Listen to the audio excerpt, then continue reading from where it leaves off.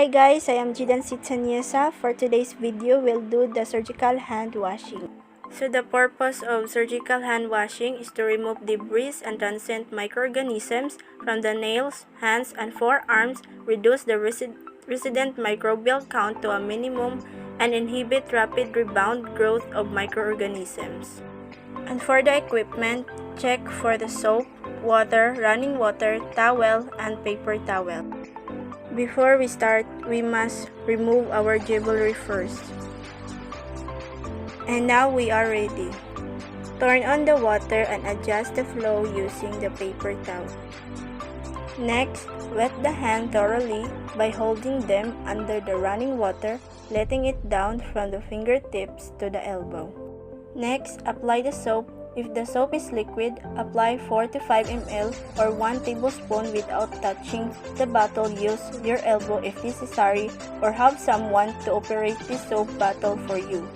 Spread soap over entire area of hands and arms, lathering thoroughly.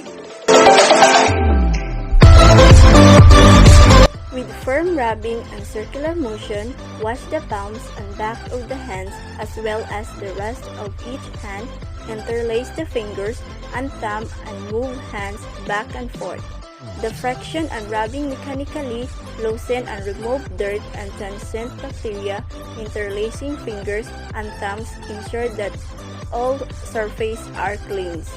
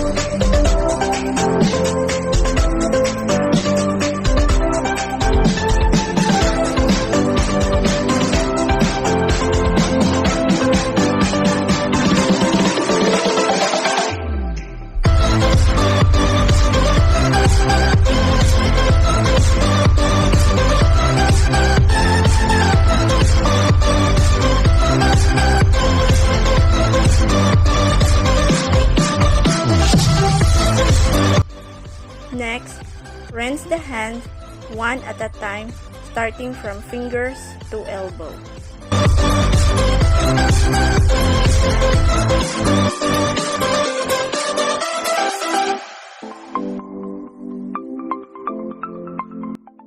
After washing and rinsing, use a towel to dry one hand thoroughly in a rotating motion from the fingers to the elbow. Use new towel to dry the another hand and arm. After this, keep the hands in view above waist level because below waist level is considered unsterile.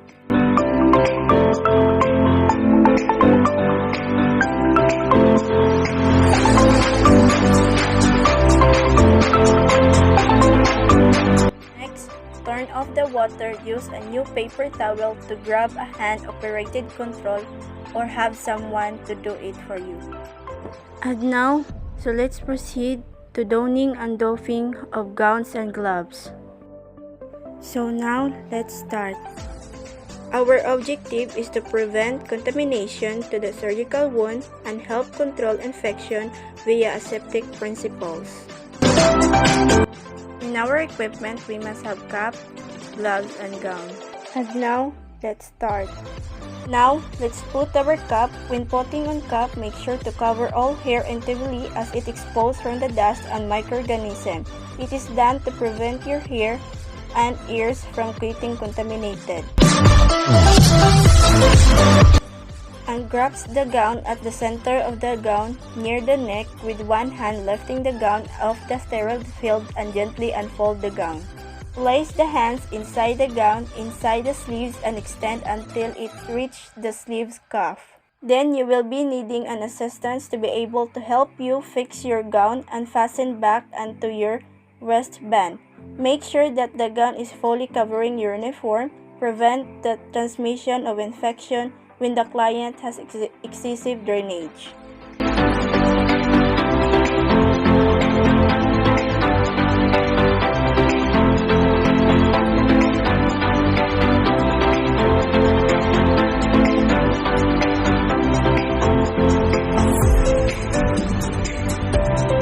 Next is to open the stereo package of the gloves correctly while your hands are still inside the gown sleeves, and carefully pick up the gloves by your dominant hand and slip your hand inside the glove.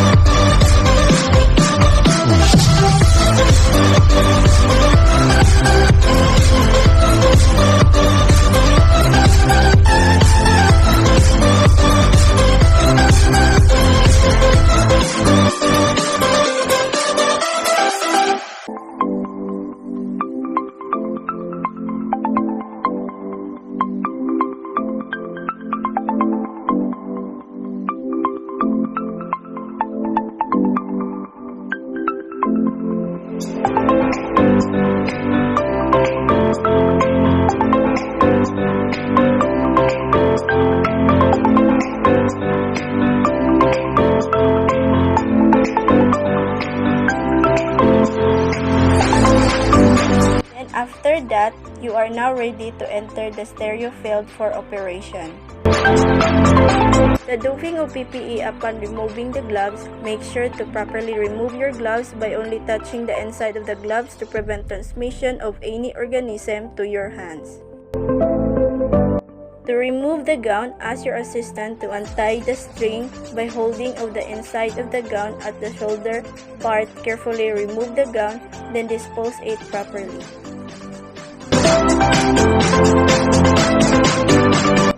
In removing the cup, remove it from the inside and out to prevent from holding the contaminated part. And lastly, in removing the mask, by holding first it on the string and dispose it. The last and final steps is for us to wash our hands again by doing the medical hand washing to remove the remaining microorganisms found in our hands.